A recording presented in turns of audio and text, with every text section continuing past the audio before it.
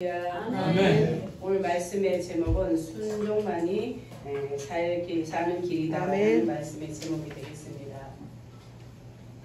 오늘 우리가 읽은 그 사사기 2장은 사사기 전체를 요약해주는 그러한 핵심장이라고 할 수 있습니다. 이스라엘 백성이 애굽에서 나와서 광야 40년을 거쳐 가나안 땅에 들어와서 살게 된 지가 약 7년이 이제 지나도 그 땅을 완전히 정복하지 못했습니다. 그 이유는 그들이 적당히 정복을 하고 나서 더 이상 전쟁하고 싶지 않은 그런 이유도 없지 않아 있었겠지만 더 큰 이유는 하나님께서 그 땅에 남아있던 그들을 다 쫓아내지 아니하셨다고 그렇게 오늘 말씀해주고 있습니다. 하나님은 일찍부터 말씀하시기를 가나안 땅에 들어가면 그 땅에 사는 사람들과 언약을 맺지 말고 또 그들이 섬기는 제단들을 헐어버리라고 누누이 말씀을 하셨습니다. 그런데 이스라엘 백성들은 그 말씀을 듣지 아니했을 뿐만 아니라 오히려 여호와 하나님을 버리고 그들이 섬기는 신들을 섬기며 그들에게 절하고 그렇게 살았습니다. 그러니까 하나님의 진노를 사게 됐던 거죠. 그래서 하나님은 이스라엘 백성들이 전쟁할 때마다 대적들을 사용을 해서 이스라엘을 패망하게 하신 겁니다. 그러자 이스라엘 백성들은 슬피 울며 하나님께 부르짖어 회개하기 시작을 합니다. 그러면 하나님은 그들의 열조와 맺은 언약을 기억하시고 구원자 사사를 세워서 이스라엘을 대적의 손에서 또 구원해 주시는 것입니다. 그러면 그 사사가 사는 날 동안은 이스라엘 백성은 하나님을 또 잘 섬깁니다. 그러다가 사사가 죽고 나면 또다시 하나님을 배반하고 다른 신을 섬기는 그런 악순환이 반복되는 역사가 사사기 350여 년 동안 이어지게 됩니다. 마지막 사사인 사무엘 시대까지 그렇게 이어지게 되는 겁니다. 그래서 후대에 와서 사사 시대를 영적으로 극심한 암흑기라고 그렇게 평가를 하고 있습니다. 이런 영적 암흑기를 겪게 된 원인은 하나님의 능력이 없어서가 아니라 이스라엘 백성에게 있었음을 오늘 말씀을 해주고 있습니다. 우리가 읽었던 그 부분 20절과 21절 다시 한번 읽어보겠습니다. 시작. 여호와께서 이스라엘에게 진노하여 이르시되 이 백성이 내가 그 열조와 세운 언약을 어기고 나의 목소리를 청종치 아니하였은즉 나도 여호수아가 죽을 때 남겨둔 열국을 다시는 그들의 앞에서 하나도 쫓아내지 아니하리니. 아멘. 하나도 쫓아내지 않은 이유가 뭐예요? 하나님의 목소리를 청종치 않았다는 것, 듣고 순종하지 않고 불순종을 했다는 것입니다. 우리가 읽지 않은 2절에서 3절에도 보면 나오는데요. 너희는 이 땅 거민과 언약을 세우지 말며 그들의 단을 헐라 하였거늘 너희가 내 목소리를 청종치 아니하였도다. 그리하면 어찌미뇨. 그러므로 내가 또 말하기를 내가 그들을 너희 앞에서 쫓아내지 아니하리니 그들이 너희 옆구리의 가시가 될 것이며 그들의 신들이 너희에게 올무가 되리라 하였노라 그랬습니다. 네. 하나님의 말씀에 순종치 않고 다른 신을 섬겼기 때문에 그 땅에 이방 민족들 그들을 쫓아내지 않고 남겨두셨다는 거예요. 그래서 그들에게 이스라엘 백성들에게 올무가 되게 하고 옆구리를 찌르는 가시가 되게 그렇게 하셨다는 것입니다. 이러한 사사기를 통해서 우리의 삶 가운데 여러분 끊임없이 찌르는 가시가 있습니까? 올무는 없습니까? 그런 것이 혹시라도 우리의 삶 가운데도 그런 것이 있다면 오늘 이 시간 말씀 듣는 가운데 뽑아내는 그러한 시간 되시기를 축복합니다. 아멘. 이스라엘 백성이 가나안이 보이는 그 모압 평지에 왔을 때 모세가 마지막 설교로 율법을 재해석해 준 다음에 비스가산에 올라가서 그 사명을 마치고 이제 죽음을 맞이하게 되는 겁니다. 모세가 죽은 후에 그 후계자로 여호수아가 이제 지도자로 세워져서 이스라엘을 이끌고 가나안 땅에 들어가게 되는데, 들어가서 정복 전쟁을 하게 되었는데, 처음에는 모든 지파들이 함께 힘을 합쳐서 전쟁에 참여를 하게 되는 겁니다. 그래서 땅을 정복하는 쪽쪽 어떻게 돼요? 정복하는 대로 제비를 뽑아서 그 땅을 분배해 주는 거예요. 분배해 주면 이제 먼저 분배받은 그런 지파들이 있을 거예요. 그럴 때에 그 사람들이 나는 땅을 분배받았으니까 전쟁 안 해도 되겠구나 이렇게 한 것이 아니라 자기네 분배받은 땅 다 놔두고 남은 전쟁을 같이 했었어요. 그런데 어느 정도 전쟁을 하고 이제 몇 지파 남지 않으니까 그 다음에는 뭐예요? 전쟁에 이제는 좀 지쳤겠죠.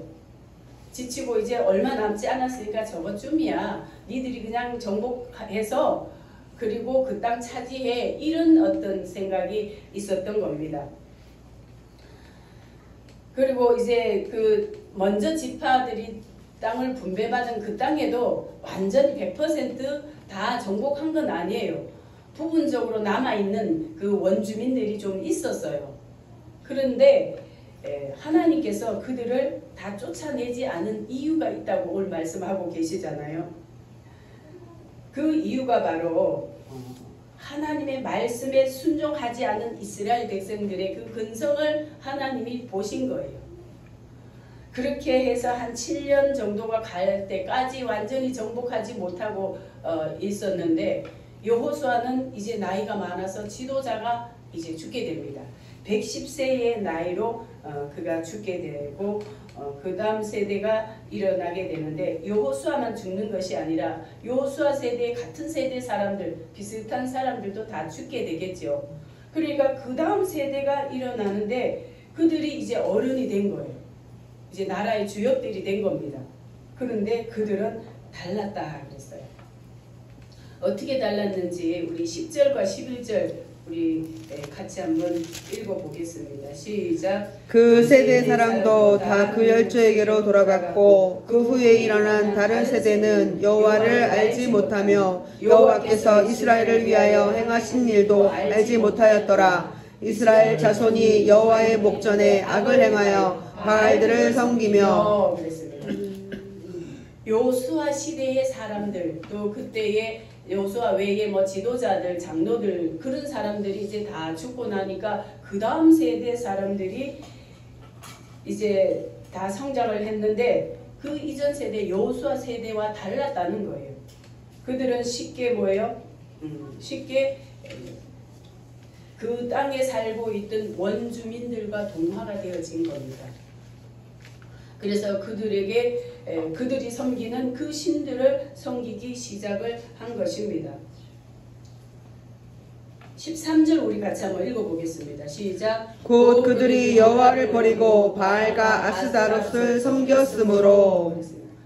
여호와 하나님을 버리고 그 땅에서 섬기고 있는 그 원주민들이 섬기는 그 신들을 섬겼는데, 특히 바알과 아세라를 섬겼다는 겁니다. 이 바알과 아세라는 다산과 풍요를 가져다 준다고 믿었던 그런 신인 거예요. 다산은 뭡니까? 자녀를 많이 낳는 거예요. 고대시대 때는 자녀가 재산이나 마찬가지잖아요.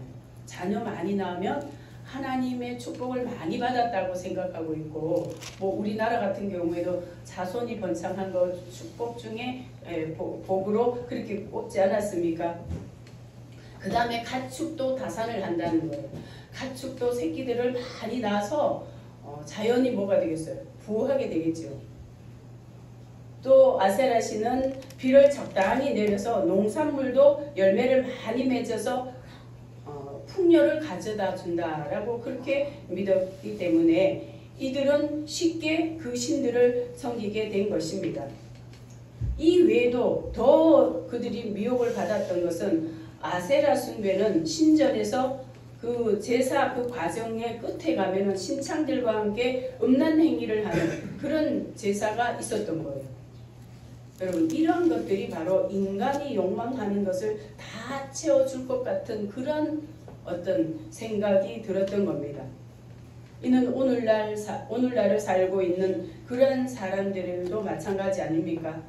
주님이 재림하실 때가 가까울 때일수록 가장 뚜렷하게 나타나는 것들이 바로 만몬신, 돈신인 거예요. 다 돈 따라가잖아요. 돈이면 안 되는 게 없다라고 생각하고 돈 다 모으기 위해서 수단과 방법을 가리지 않는 그런 시대가 지금 이 시대입니다. 그 다음에 쾌락. 쾌락을 사랑하기를 하나님보다 더 사랑한다 그랬습니다. 그 다음에 또 뭐가요? 배교. 배교가 또 굉장히 많이 나타나는 시대가 바로 예수님 재림하시기 전에 나타나는 그런 현상인 겁니다. 디모데후서에 보니까 말세 때가 되면 나타나는 그런 아주 현상들을 구체적으로 지적해주고 있는데 디모데후서 3장 1절에서 5절에 보니까 내가 이것을 알라 말세에 고통하는 때가 이르리니 사람들은 자기를 사랑하며 돈을 사랑하며 자긍하며 교만하며 회방하며 부모를 거역하며 감사치 아니하며 거룩하지 아니하며 무정하며 원통함을 풀지 아니하며 참소하며 절제하지 못하며 사나우며 선한 것을 좋아 아니하며 배반하여 팔며 조급하며 자고하며 쾌락을 사랑하기를 하나님 사랑하는 것보다 더하며 경건의 모양은 있으나 경건의 능력은 부인하는 자니 이런 것에서 너희는 떠나라.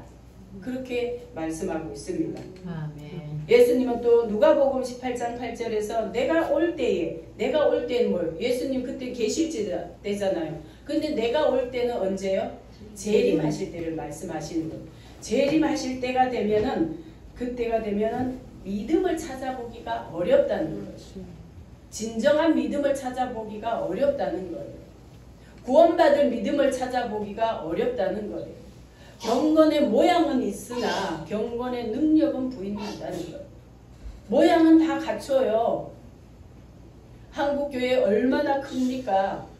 얼마나 정말 많이 부흥을 했습니까? 주일날 되면은 열심히 신앙생활 합니다. 그런데 그 모양 안에 진정한 믿음이 있는지 여러분 우리 자신을 먼저 돌아봐야 되는 거예요. 아멘. 한국교회 남말하듯이 하면 안 되는 거예요. 우리 자신도 마찬가지인 거예요. 경건의 모양은 있지만 경건의 능력이 과연 내 안에서 얼마나 나타나고 있는지 나의 삶을 통해서 얼마나 그것이 드러나고 있는지 우리는 끊임없이 우리 자신을 돌아봐야 하는 것입니다. 마치 오늘 이 시대를 보는 것 같아요. 사사기 시대, 가장 영적으로 암흑 시대가 사사기 시대라고 하는데 그때가 바로 오늘 우리가 살고 있는 이 시대가 아닌가. 별반 차이가 없는 것 같아요. 요즘 우리 문화 어떻습니까?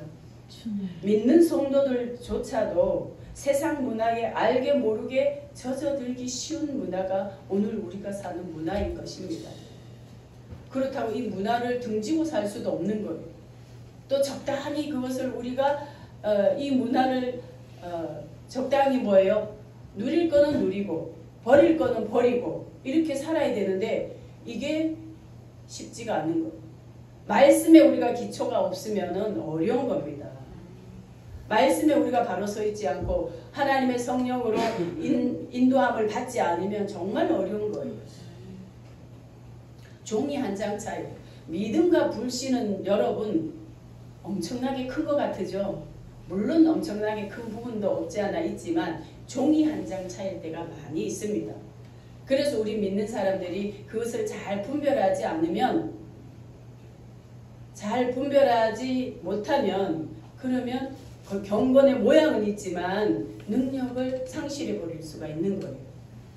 저와 여러분은 끊임없이 하나님께 지혜를 구하고 아멘. 분별력을 구해서 아멘. 이런 것들을 잘 분별해서 하나님의 말씀대로 사는 또 경건의 능력이 우리를 통해서 끊임없이 나타나는 그러한 신앙인들이 되시기를 축복합니다. 아멘.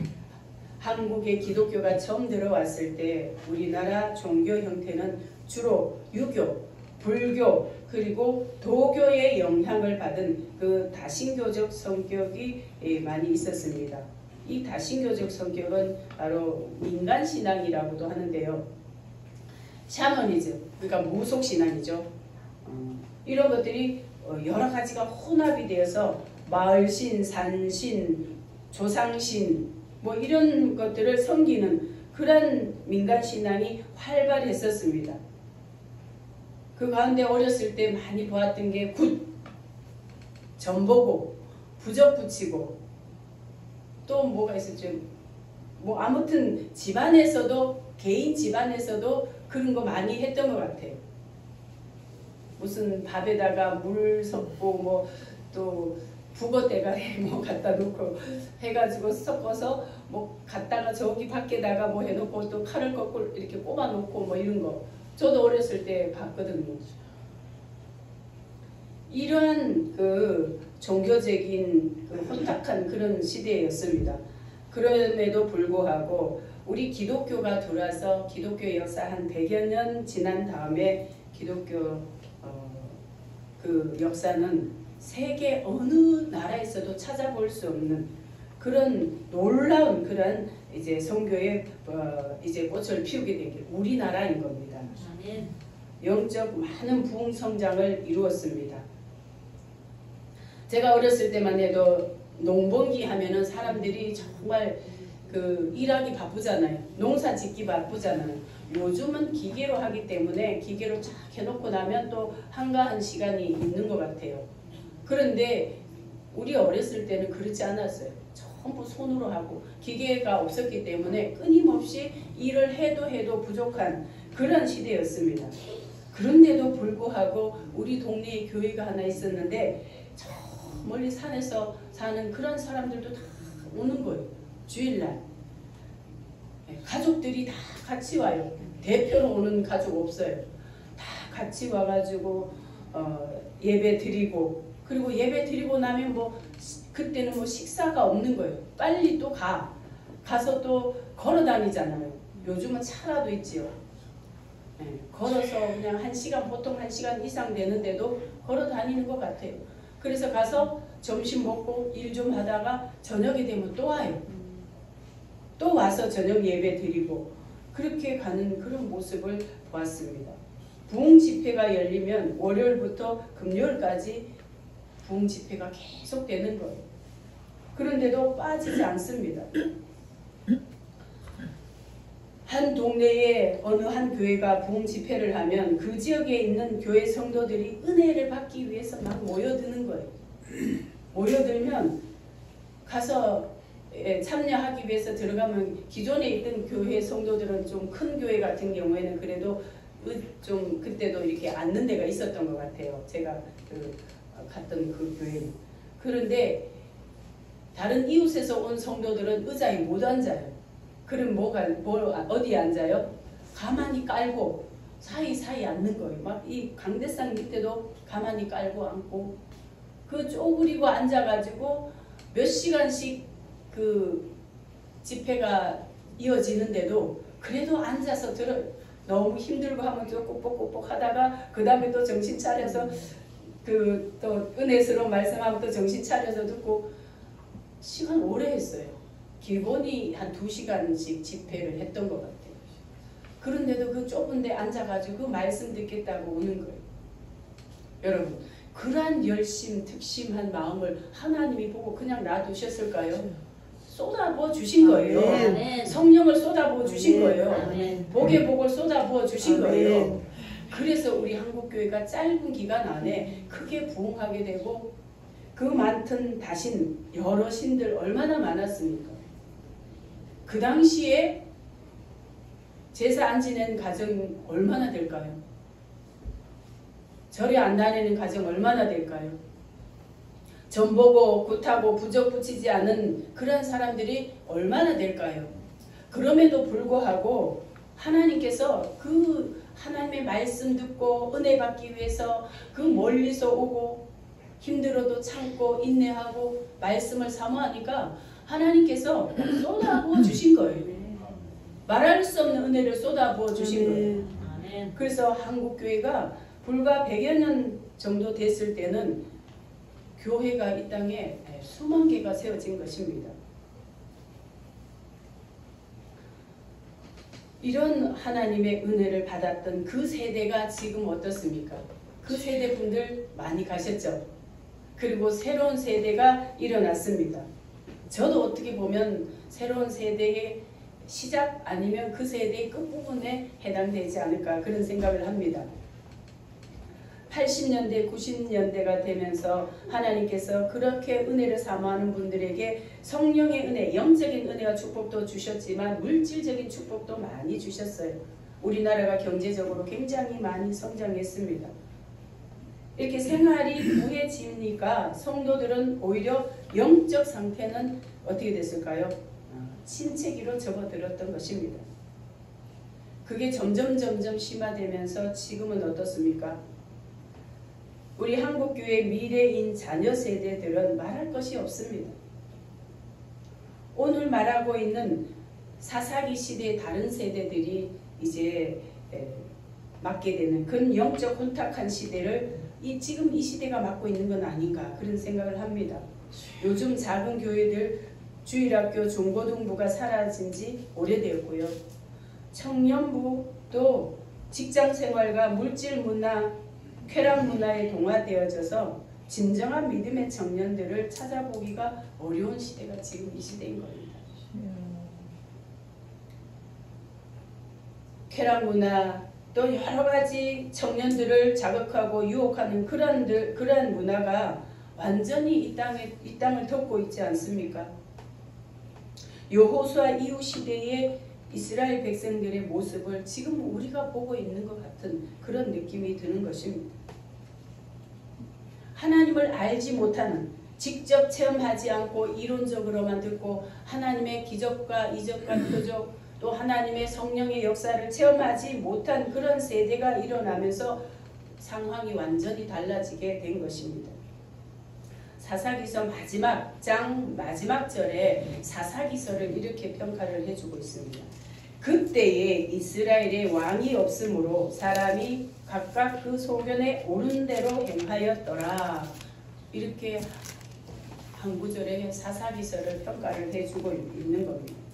각각 그 소견에 옳은 대로가 육체의 소욕대로 행하였다는 그런 뜻인 겁니다. 여러분, 이스라엘 백성에게 왕이 없었습니까?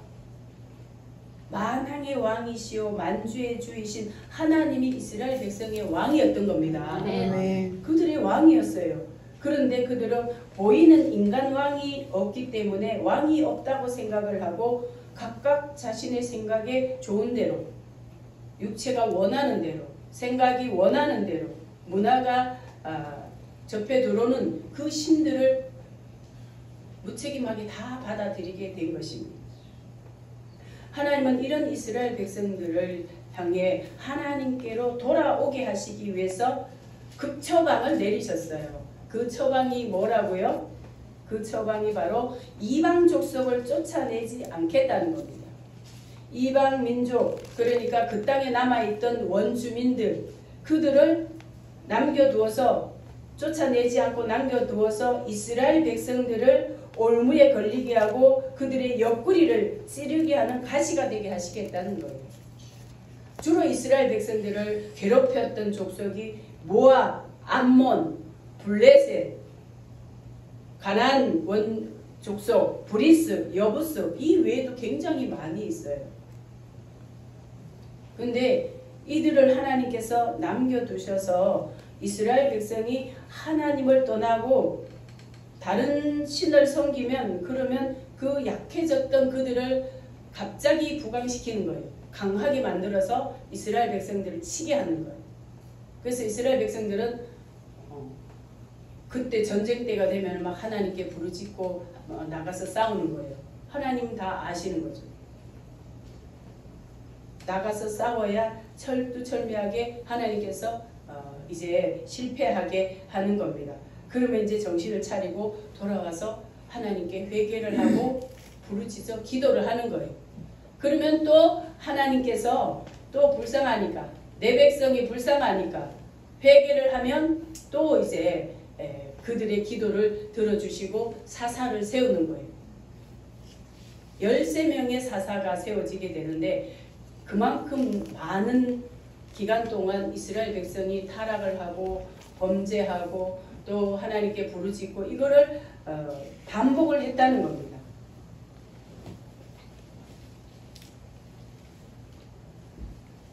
그 땅에 남아있던 그 사람들 7족속을 때로는 이스라엘 백성들이 하나님께 잘 순종하고 하나님을 잘 섬기면 그들을 완전히 멸종시킬 정도로 약화시키실 때도 있었어요. 그런데 이스라엘 백성들이 하나님을 잘 섬기지 않으면 그러면 갑자기 그들을 부강시켜서 이스라엘을 오히려 치게 하는 그런 일을 계속하셨던 것입니다. 그 땅에 남겨두셨던 그 이유가 또 나오는데 오늘 22절에 보니까 또 나옵니다. 22절 우리 같이 한번 읽어보겠습니다. 시작. 이는 이스라엘이 그 열조에 지킨 것 같이 나 여호와의 도를 지켜 행하나 아니하나 그들로 시험하려 함이라 하시니라. 네, 시험하기 위해서 남겨뒀던 거예요. 여기서 시험하다에 해당되는 히브리 원어에 보니까 나사라고 하는데요. 증명하다는 그런 뜻이 있습니다. 이는 믿음의 검증을 한다는 거예요. 이스라엘 백성들 믿음 검증하기 위해서 가나안 족속들을 남겨두셨다는 겁니다. 이스라엘이 하나님을 따르는지 아니면 가나안 족속이 섬기는 이방신을 섬기는지 그걸 보시기 위해서 그래서 남겨두셨다는 겁니다. 여러분 하나님의 자녀들은 하나님의 방법대로 살아야 되는 거예요. 아멘. 세상에 있을 때는 세상 방법대로 살아도 괜찮아요. 왜요? 어차피 멸망받을 그런 족속이기 때문에 그냥 놔둬요. 그냥. 그런데 하나님께서 불러내서 하나님의 자녀 삼으시라고 불러낸 사람은 철저하게 하나님이 가르쳐 주시는 그 말씀대로 살아야 하는 겁니다. 아멘. 그 말씀대로 살아야 거룩해지는 거예요. 아멘. 말씀대로 살아야 하나님이 주시는 복을 받을 수가 있는 거예요. 아멘. 그런데 불러냄을 받았음에도 불구하고 세상 사람들처럼 그렇게 살으면 하나님께서 그냥 묵인하지 않는 것입니다. 그래서 저도 목회 시작할 때에 어떻게 해서든지 하나님의 말씀에 철저하게 순종하자 여기에다 목표를 맞췄던 거예요. 순종만이 살 길이기 때문에 아멘. 순종하자 그런 마음을 가졌던 거예요. 여러분 하나님의 백성은 하나님의 말씀에 순종해야 사는 것입니다. 아멘. 이것 빼고 저것 빼고 불순종하면 하나님께서 끊임없이 우리의 삶 가운데 환경 가운데 여러 가지 방법을 통해서 우리를 찌르는 거예요. 옆구리를 찌르는 거예요. 아프게 하는 거예요. 자녀를 통해서도 직장에서 사람들을 통해서 또 여러 가지 우리를 찌를 수 있는 게 많이 있잖아요. 하나님께서 그런 가시를 남겨두시는 거예요. 여러분 이 가시를 남겨두신 건 하나님께서 나쁜 의도로 남겨두신 거 아닙니다. 아멘. 우리를 사랑하시기 때문에 남겨두신 거예요. 아멘. 우리를 하나님의 거룩한 백성으로 만드시기 위해서 남겨두신 거예요. 아멘. 여러분 가시가 있다면 오늘부터 감사하시기 바랍니다. 아멘. 때로 저를 찌르는 가시가 느껴질 때 하나님께 감사해요. 하나님 이것 때문에 제가 기도할 수 있어서 감사합니다. 이것 때문에 더 하나님을 생각할 수 있어서 감사합니다. 아멘. 그게 감사가 나와요. 아멘. 우리에게 만약 그런 가시가 없고 계속 우리가 그 죄의 길로 하나님과 상관없는 길로 계속 달리게 된다면 우리는 어떻게 되겠습니까? 결국 하나님께로 돌아올 수 없는 그런 곳으로 갈 수가 있는 것입니다. 그래서 우리에게 이렇게 여러 가지로 찌르는 가시가 있다면 먼저 감사하시고요. 그 다음에 해야 될 게 뭐예요? 그것으로 끝나면 안 되죠. 하나님의 목적은 뭐예요? 하나님의 방법대로 사는 것. 거기에 목적이 있는 겁니다. 하나님의 말씀을 순종하는 데 있는 겁니다. 그래야만 우리는 가장 행복하게 살 수 있는 거예요. 주님이 재림하시기 멀지 않은 이때에는 우리가 세상의 유혹에 끊임없이 유혹을 받고 있습니다. 현혹되기가 쉬운 겁니다. 그런데 조금만 우리가 방심을 하면 그쪽으로 달려갈 수가 있는 거예요. 하나님께서 그래서 달려가는 거 보시면 탁 옆구리를 찌른 가시로다 찌르는 거예요. 돌아와 하고 가시를 찌르는 거예요. 그러면 그때서 깨닫고 돌아오게 되는 것입니다. 여러분 우리 삶 가운데 찌르는 게 계속 반복되는 거 있습니까?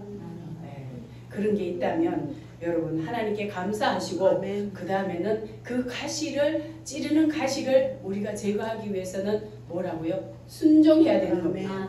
말씀에 순종하시기 바랍니다. 순종하면 그 가시만 없어지는 것이 아니라 우리 영혼이 잘 되고 범사가 잘 되고 강건한 축복까지 받게 되는 것입니다. 우리는 하나님을 떠나서는 살 수 없습니다. 이미 우리는 하나님께 택함받은 사람이에요. 그렇다면 하나님 안에서 그 말씀에 순종해서 그 순종함을 통해서 하나님께서 부어주시는 그 은혜와 축복을 하나도 놓치지 말고 다 받아 누리는 저와 여러분 되시기를 축복합니다. 아멘.